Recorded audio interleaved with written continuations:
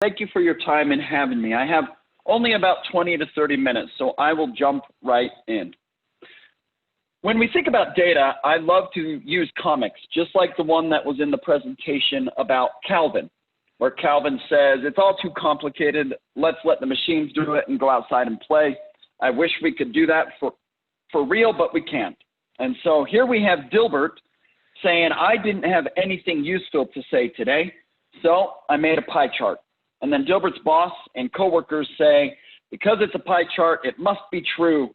And Dilbert says that worked way too well, and everybody pledged their life to the data visualization in front of us. Unfortunately, we see this happening in the real world where someone makes a pretty data visualization. They think just because it's a pretty data visualization, it must be true, and it misinforms and it does things it shouldn't. So that's sort of along the lines of what data literacy is. In my short time today, I'm going to cover three main areas. What are the foundations of data literacy, what data literacy is, and then what people can do to improve their data literacy. So let's jump in and look at these main questions around data. The first question that we need to ask ourselves is, do we trust data? Now, we're on a call for a Qlik meetup, so I'm willing to bet most of us trust data. But what about the people we work with? What about our coworkers? What about those that lead? Do they trust data? So it becomes an imperative that we get good at building trustworthy data for organizations. Are we good at asking questions of the data? Do we have the ability to ask a good question that can be tied back to an organization? Does your organization make decisions based on gut feel? Now, the one thing that I want to make clear is we are not trying to get rid of the gut feel that we all have. All of us have experiences. All of us have different things that lead to our gut feel. And that's okay. We should use that. We want to combine the gut feel with the data that we receive. And then finally, in our organizations, do we have a culture where employees are comfortable challenging data? Do we have a spot where it's okay to challenge the data that someone presents to us? Hopefully so. But why does this matter? Why do I care about those questions? Well, here in front of us, we can see there's a chart that shows the annual size of the global data sphere. And it shows that by the year 2025, there will be 175 zettabytes of data. And if you don't know what a zettabyte of data means, one zettabyte has 21 zeros after it. So you'd have to write 175 and put 21 zeros after it. That's 175 zettabytes. That is a lot of data. And organizations are trying to capitalize on that data. And we're living at a time with COVID-19 where even more and more data is being built. Now, why do we need this? Well, first off, we need data and analytical strategies. We need these to be a part of what we do with data and analytics. Without a data and analytical strategy, we're not going to capitalize very well. And there are four pillars that should be a part of it. First, improve decision-making. Second, it should improve operations. Third, governance should be a part of data strategy. We can't just let everybody have all the data. And then fourth, data literacy should also be a part of your data strategy. Now, when we think about a data strategy, we need to also understand that it needs to fall within the four levels of analytics. Each of these levels is important. The first level is descriptive analytics. Descriptive analytics means describing what has happened in the past. The second level of analytics is diagnostic analytics, which means taking the description in the descriptive analytic and figuring out why it happened. The third level, once we know why it happened, we could build predictions on it. And then the fourth level is prescriptive analytics. This is like the comic that we had Calvin at the beginning where the machines take over. This is where the data and the tools and the technology can help tell us what to do with our analytics. Now, unfortunately, most organizations do not have all of these analytical levels present within the organization. Most of them are stuck at the first level, which is the descriptive analytic. We need to get past that and help organizations get better at the other levels. Now, the majority of employees and majority of people will never reach predictive and prescriptive analytics. That's fine. They don't need to.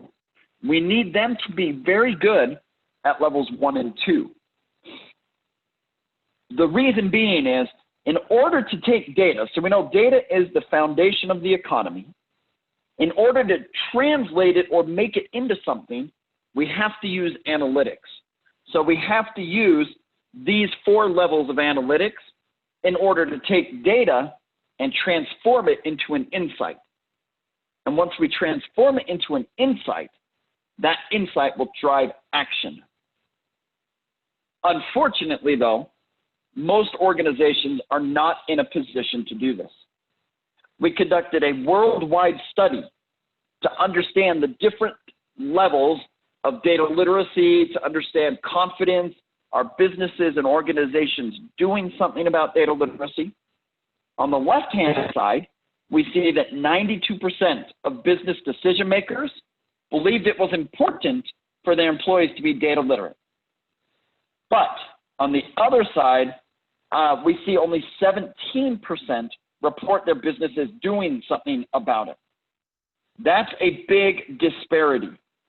If almost everybody is saying it's important to be data literate, but very few people are doing something about it, we have a problem.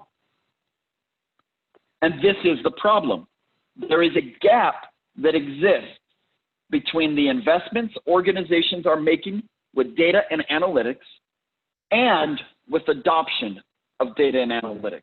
This is actually one of the biggest problems that I see in the world when it comes to data and analytics right now, is people are not adopting it. In fact, during the COVID-19 crisis, organizations wanted to be data-driven, only to find they weren't doing a very good job. This is continuing our studies. This is why we see it right here. When we take a look at who is and isn't data literate, we can see that 24% of business decision makers said they were confident in their data literacy skills. 1 out of 4, only 24%. Of executives, 1 out of 3 of them said they were confident in their data literacy skills. And then of the younger generation, only about 1 out of 5. So there is a massive gap. This means, and the overall number was 20% roughly. This means only 1 out of 5 people is confident in their data literacy skills. So we need to help get 4 out of 5 people better with these skills. So why do we even have this gap? Well, first off, data production. We saw this. 175 zettabytes of data by the year 2025. That is a lot of data. Organizations, I don't feel, were ready for that. All of a sudden, we have all of this data that is ready to be used, and organizations were not ready to use it. Part of the issue with that is the democratization of data. This is kind of funny because every organization should democratize data. But if they're democratizing it, how many people went to school or university for a degree or background in data and analytics? Very few.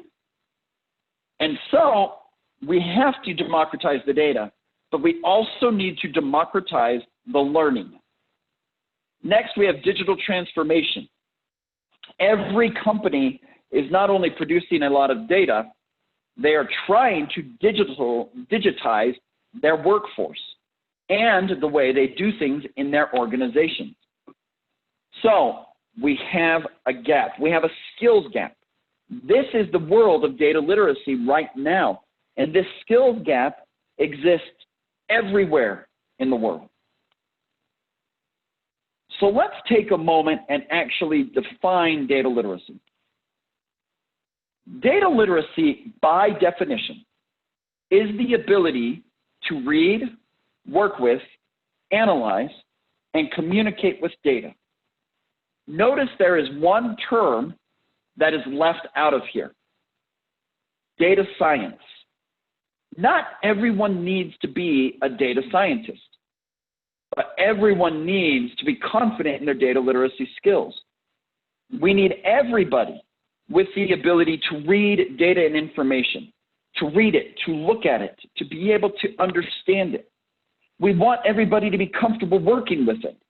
And this might mean building a data visualization. It might mean changing the data visualization that someone built for you, using the filters like in Qlik, being able to change it, to use the lasso to change how things are looking. We need people comfortable with analyzing the data and information. This is where asking good questions of the data really matters. And we need to be able to communicate with data. We need to be able to tell stories. We need to be able to share ideas and the results that we're finding within the data. But how? How do we do this? How do we empower people to do this? Well, first, we need to see what the role of leadership is. What exactly is leadership doing to support data literacy and data and analytics? Well, first, they're setting a data vision. They better create a strong data vision where the workforce and all the employees understand what they're trying to come up with, what we're trying to do. That matters. They need data governance. We can't just have a free-for-all. We need data literacy, which we're talking about.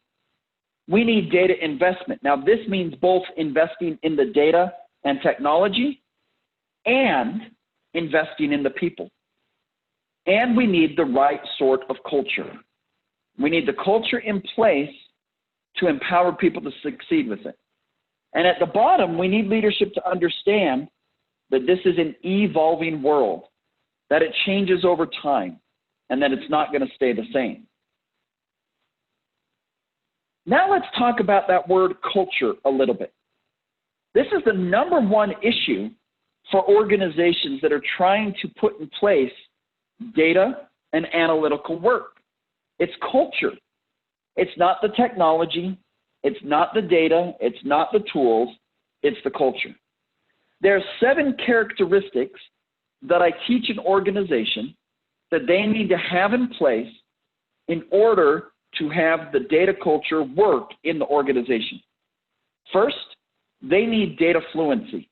Now, this is one reason I wish I could speak Russian, is because I think I would be able to communicate this better to the team today if I was able to speak that. That's the same with data and analytics. Data fluency, being able to speak the language of data, being able to ask questions. We want to empower everyone in the organization to be able to speak the same language of data. We need data visualizations. Let me be clear.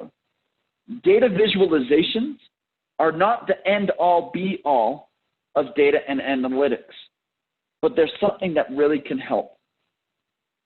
We need good analytical skills. We need people to be able to analyze. We talked about the 4 levels of analytics. Those 4 levels of analytics will help take the data to an insight, and then an insight will be there to drive a decision. We need strong learning paths, learning enablement, not just learning on a tool, but learning on how to use data and analytics appropriately. We do need statistics in there. Not everyone needs to be a data scientist, but within an organization and within a culture, we need a few people who know how to do statistics. Mentoring. We need mentors. We need people who can teach other people how to do things. And then finally, I talked about this a little bit a minute ago. We need good data storytelling. We need the power of communication. We need the workforce to be able to talk to each other and understand what the analysis was saying. If we don't have good communication or good data storytelling, our data and analytical work is not going to be as strong as it needs to be. Most people are not going to understand the statistics, but they will understand the story. So improve in your ability to take data and build it into a story. Now that's on the organizational level. The culture is on the organization. What can each individual do? Well, first, we have the 3 C's of data literacy. This is a phrase that I coined that basically is where an individual can start. First, become more curious. Ask more questions regularly. If you remember way back earlier in my slides, I said we need to challenge the assumptions. Curiosity does that. Ask questions. Ask questions in the data so we can get better answers. Creativity. Become creative. Use your background, your experience, your ability to tell stories. Become creative with data. Don't just believe what you see. Understand it. Analyze it. Figure it out. Finally, critical thinking. This is something we all need to do better on. When data and information is presented to us, don't just take it at face value. Don't just believe what's in front of you. Think on it. It could be 100% correct. That's great. But we need the ability to think on it, because then we can get curious on it. We can ask more questions. We can be more creative, and we can get better answers. Remember, we're trying to take data, turn it into an insight, and then use that insight to make a decision. That's the power of data literacy and data and analytics. Now, as I finish up here, I want everybody to connect with me. I'm on LinkedIn, Twitter, Instagram. I will answer. I'm an open book. I am more than happy to share my resources, my thoughts, my ideas, and hopefully help improve the data literacy. I've been actually working with Russia for a little bit now, and as soon as COVID allows me to, I hopefully will be able to travel over there and meet people in person and help as much as I can. But with that, I want to say thank you. I'm trying to keep right to my time on the half hour here. I appreciate the opportunity to speak with everybody today, and I'll turn it back over to the host, and thank you again for my time to share with you today. Thank you so much, Jordan. Really appreciate your help in spreading word on data literacy in Russia. Марина, есть у нас вопросы какие-нибудь? I'll ask Marina if we have any questions to you in the chat. Not right now. Guys, if you have questions for Jordan, please write it now, because Jordan have to leave us after just right now, I think. Друзья, срочно напишите вопросы Джордану. Давайте один вопрос, самый хороший, мы зададим ему сейчас, потому что ему нужно нас покинуть скоро. Can I ask a question by voice? Sure. Yeah, of course. Welcome. Okay. My question is, what is the best way to improve the necessity to integrate data literacy in, for example, in our company? How it will give additional business value? Yes, I will actually send a document on this. This is a good question that I get asked a lot. What I would say is, make sure you don't tell people what to do until they know why they need to do it. So when I help companies do data literacy strategies, the first thing we do is a workshop on what data literacy is and why it matters, and the value that they can get out of it can be a part of that. Then, once you do that, you can get people to buy into what you're teaching and then keep going forward into the data literacy strategy and initiative. But the first thing you have to do is help people understand why it is important. If you can do that, it's much easier to run the initiative.